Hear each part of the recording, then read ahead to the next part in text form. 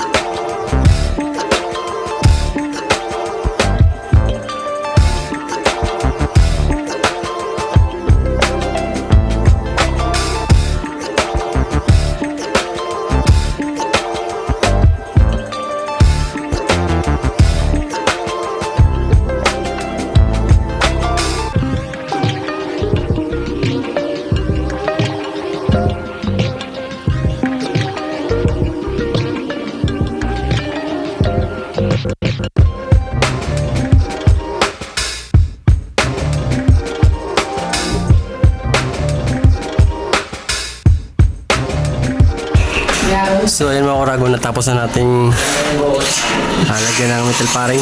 Area na po sa mic nila. Ayan. Mas konti na lang, tinidira ni Sunny. Yan. Ay. Punta doon.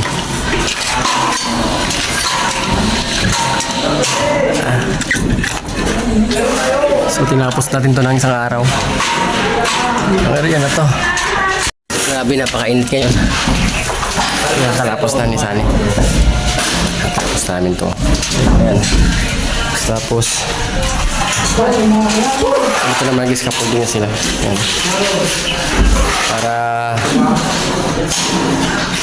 bukas mag-ano na, magkikisabi natin dito sa area na to. May gulong na. Mainit. Tapos yung area dito, yan, yung mga lang. Yung area naman dito, ano, pinapalastret. Pahit lang. Ito yung abot, baka magkakaroon ng service.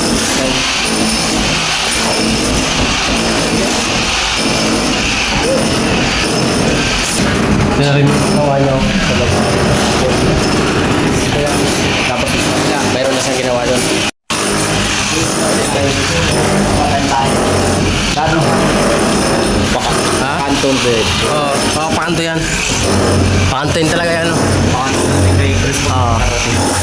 Para pag nilagay natin yung ano, yung ito hanggang dito, tinapos nito isa yan. Ay, sa loob din yun ng isang araw ngayong araw na to. So, nagsipagpasok ko sila. Ay, so may mga dito siguro tayo bukas. Continue ko itong area na to. Mag-drive tayo mag-sailing. Okay. Total paring tayo dito sa area na to. So yan, in-update ko lang kayo dito sa ginagawa natin para bukas update ko lang mga panibagong trabaho natin. So ayan, thank you.